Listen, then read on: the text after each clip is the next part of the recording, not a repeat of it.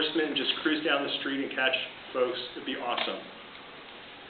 So, you've mentioned cost being prohibitive to some services being provided dependably. And you spoke of the red tipping, so forth, having somebody come out.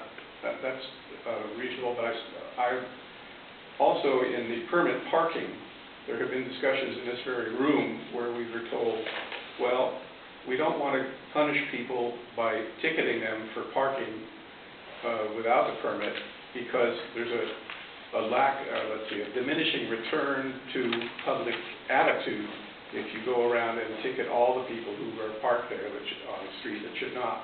This was from a council member's staff. Now, that didn't fully make sense to me, but that's what I was told. I don't understand that either. If they were here, maybe we could talk about it. That's right. But then, still, it seems to me that if you said, too, that there was a shortage of staff in permit parking.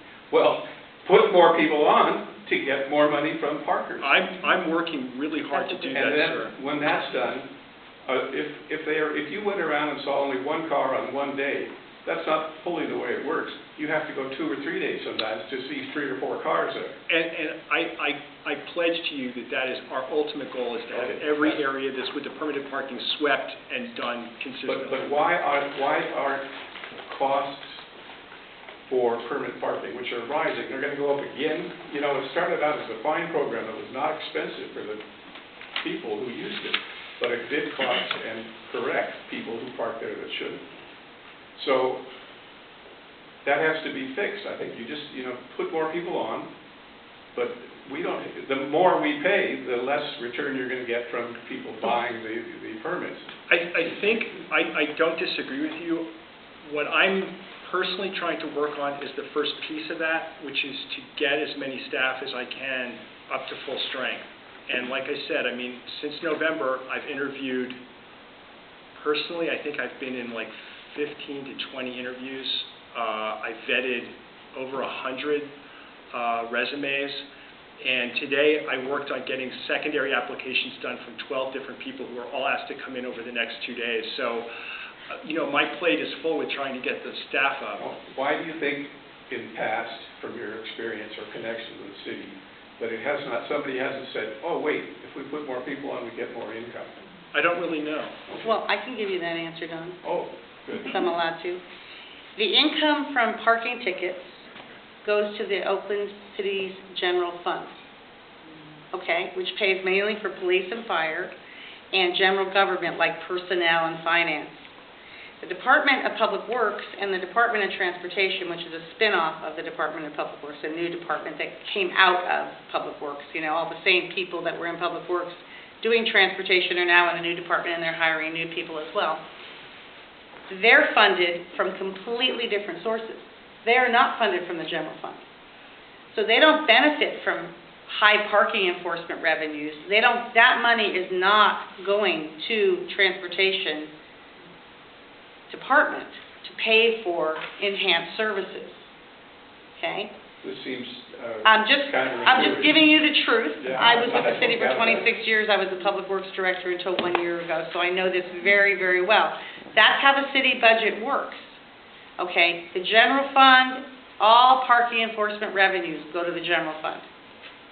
I know that there are ideas. The interim director we had for a while, Jeff Tubman, who was over the Department of Transportation before they hired Ryan Russo, he was adamant during last budget, I want some of that revenues for parking enforcement, now that parking enforcement's in Public Works. It used to be in the police department. I mean, now that it's in transportation, to come to the Department of Transportation. I don't think there was any traction on that during the budget. But I'm just saying, this is the reality. Your police and fire and general government is very, very expensive, and they don't have any revenue sources except for property tax, sales tax, parking enforcement, business license tax, the revenues that are coming in that are available for anything. Transportation is funded by Measure B, BB, the new bond, gas tax. They have very specific funds that fund their department, and they have to juggle that all the time. I'm really defending them here because you know, I don't think most people in our community really understand the city's budget. When they talk about shortfalls and everything, they're usually talking about the general fund. But most departments in the city don't get funded through the general fund. Public Works didn't have any employees funded in the general fund, in all of Public Works. It was funded from the sewer fee, the garbage fees, you know, all these other fees, but not the general fund. Same with Department of Transportation. They have a few positions probably from the parking, I don't know which ones, but I think they have a few parking meter folks that are repair people that are funded in the general fund. But that's the real issue, is that that money doesn't go back into the enterprise zone of where it's needed. And then let us not talk about street sweeping. That's another. And that ticket revenue goes to the general fund as well. That does not go to Public Works, that does the street sweeping. Okay. So do we want to? To parks. Thank you. Thank you. I'm sorry I'm interrupted, but, you know, hopefully that was helpful for people. Brooklyn.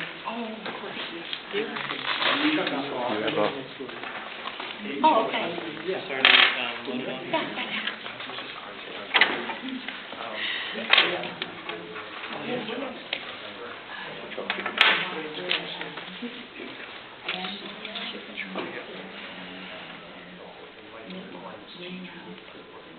Converted into $2,500. And then it's just the analytics. Yeah.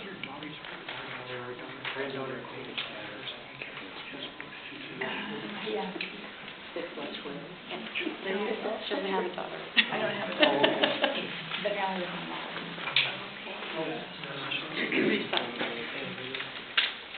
While they're setting up, Keith, how do you get a handicap zone for a handicapped person in front of your house? Blue Possible? zone. To me, I am the guy who does all of that. She does. What are the criteria? Just a doctor's?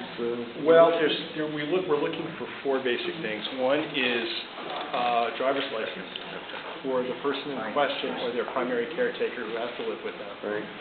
We're looking for the disabled ID, not just the placard, but the ID that comes with the placard. Right. We're looking for the registration for the car. We're looking for the ownership of the home. If they're the owner, they have to provide homeowner's insurance information, or they have to apply. The person who owns the home has to give their permission, and they have a rental agreement. Yeah, I'll jump on board with you.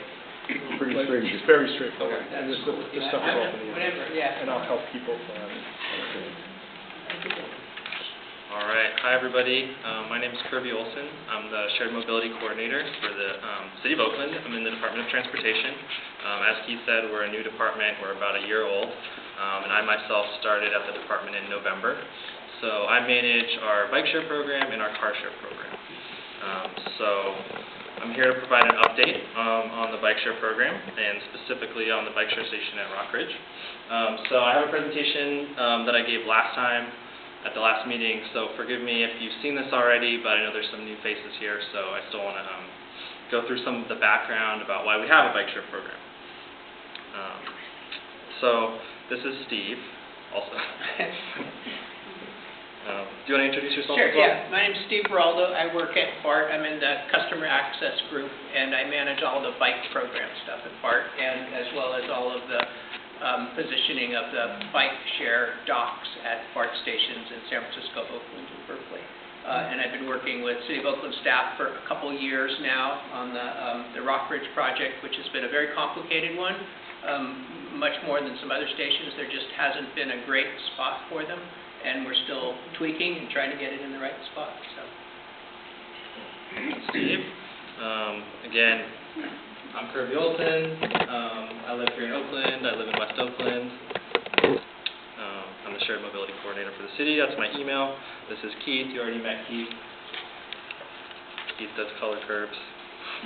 So what is the bike share program? So right now we have 76 out of 78 bike share stations installed in Oakland. So there's 78 stations originally planned. We just installed 2 in Jack London Square that are a couple of the key nodes in the system, so that's really exciting. And we've already seen 100,000 rides on the bike share program, on the bike share system since it launched in July. of last year. And we have over, actually 13,000 members now in the city of Oakland alone. Or actually, no, sorry, that's region-wide. But the 100,000 trips has been in Oakland alone.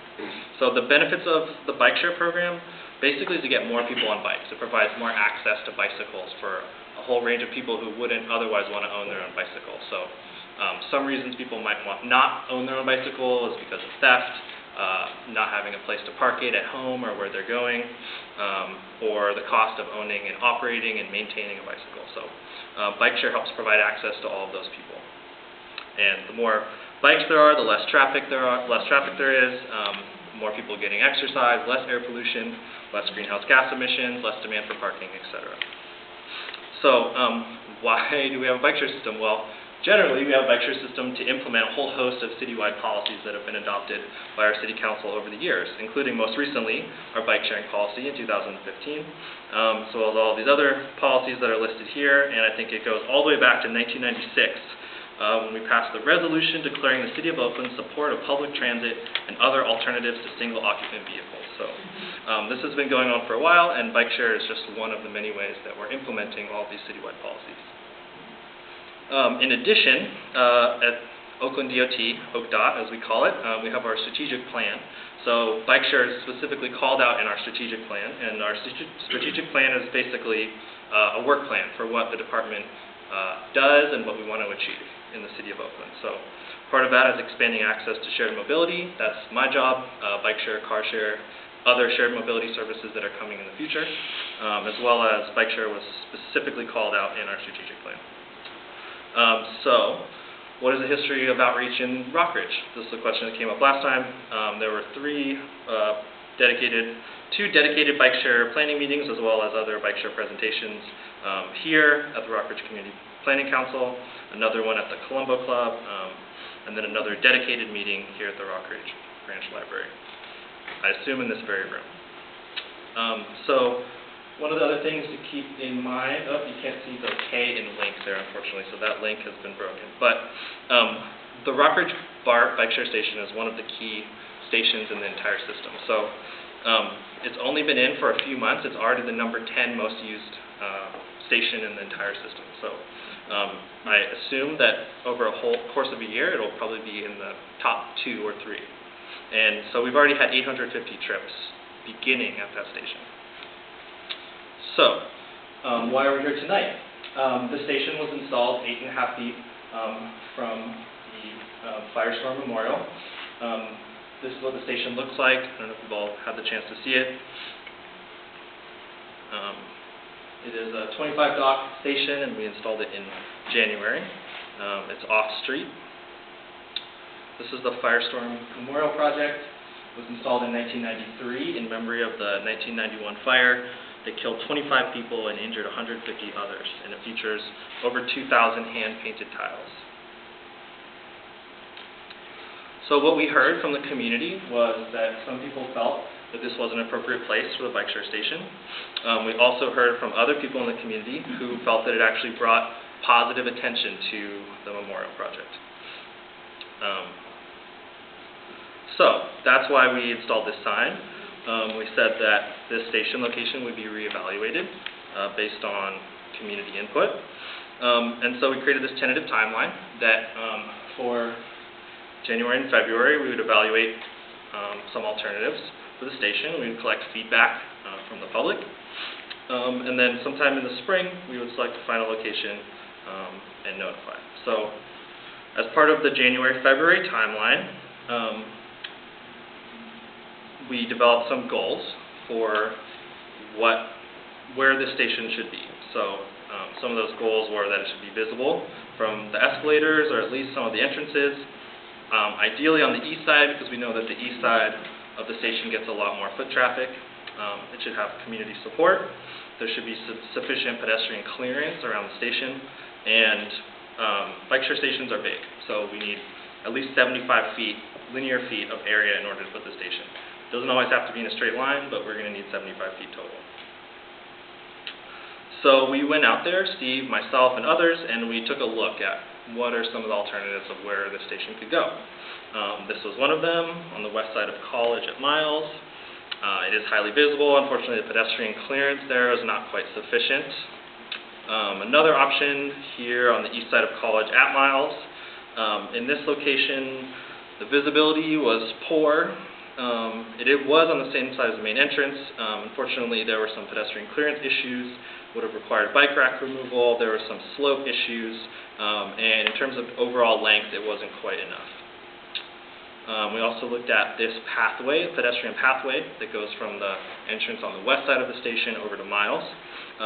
The advantages were that it has plenty of space, length for the station, and enough width as well. Unfortunately, it was not quite as visible, and it was away from the main entrance.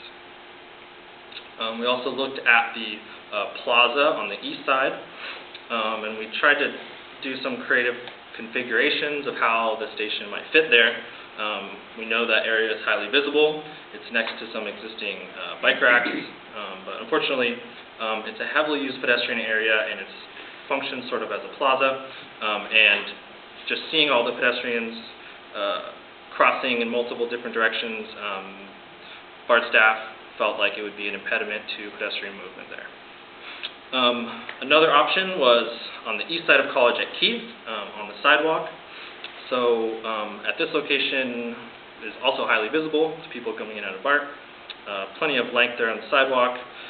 Unfortunately, the pedestrian clearance would be right down to the bare minimum. There's a lot of people doing illegal pickup and drop-off there, which may provide some sort of an issue, and would also need to be coordinated with the future construction project that Stuart mentioned on Keith. Similar option, maybe 5B, would be on the street.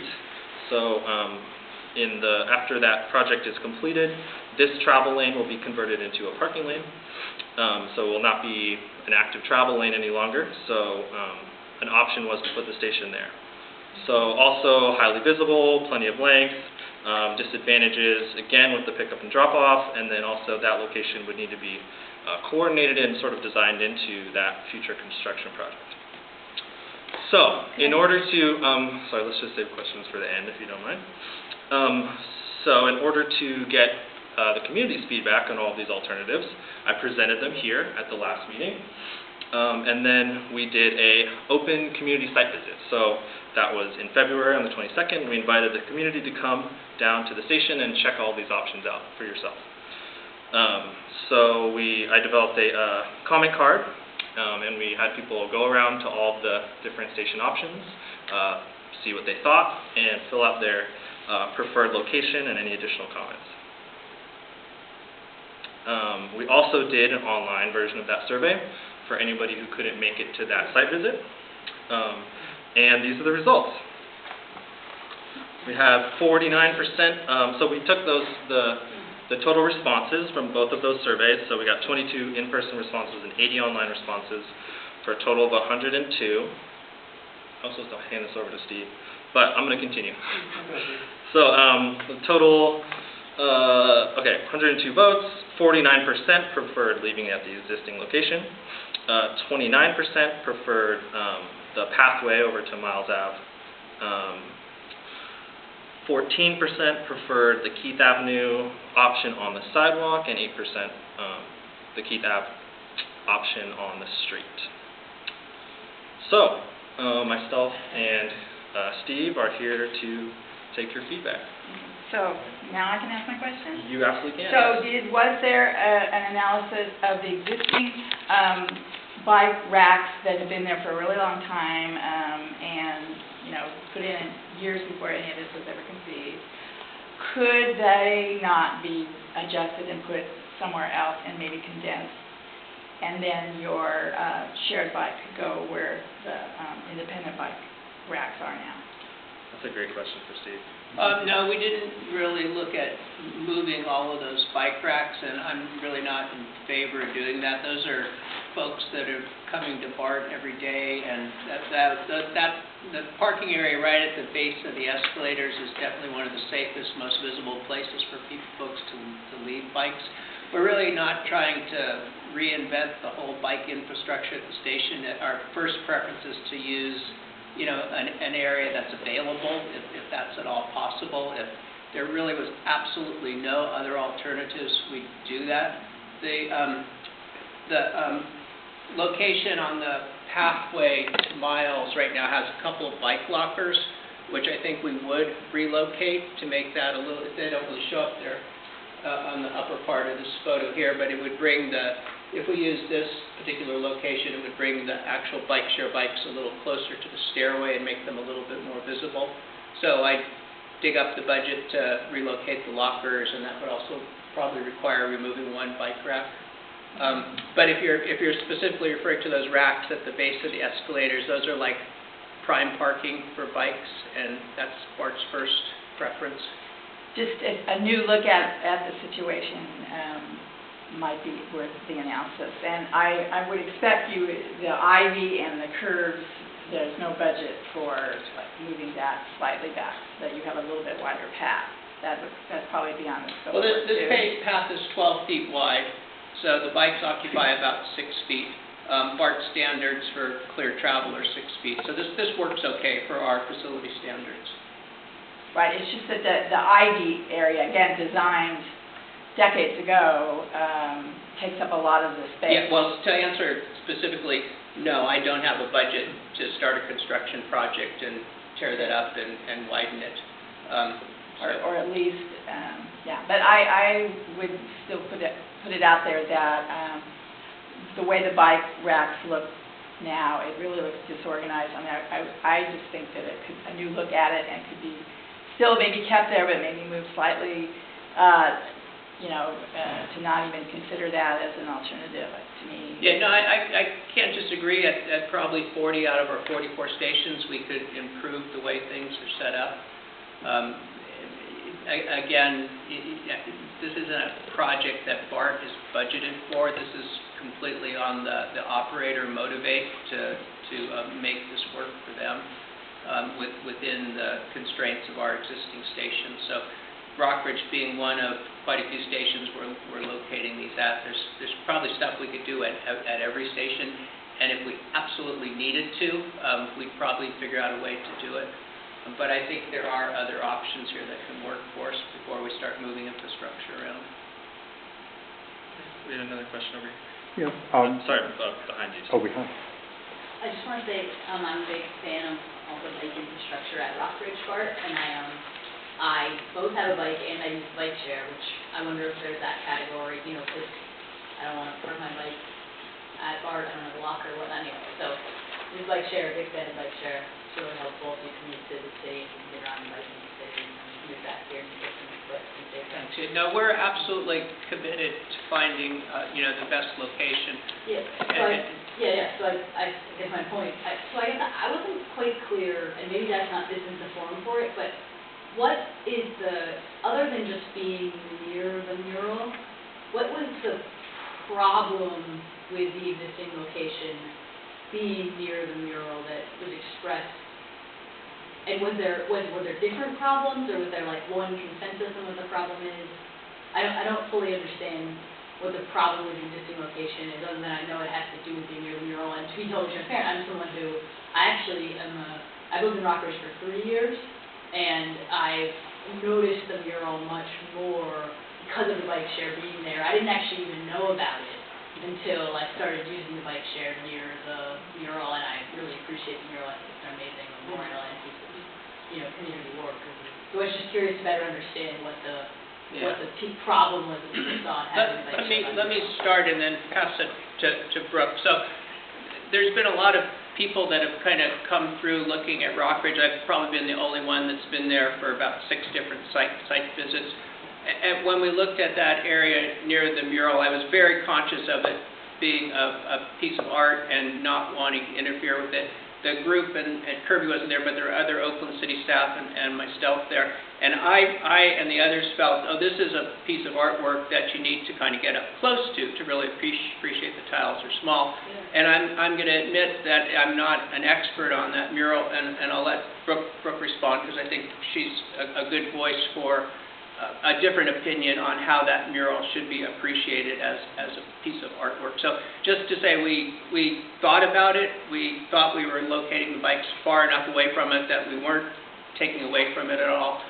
but that was our opinion, and there's other opinions. Yeah, and just to interject real quick, your question was that the complaint about the location? I was curious, like, how many complaints did you get, and did they all say the same thing, or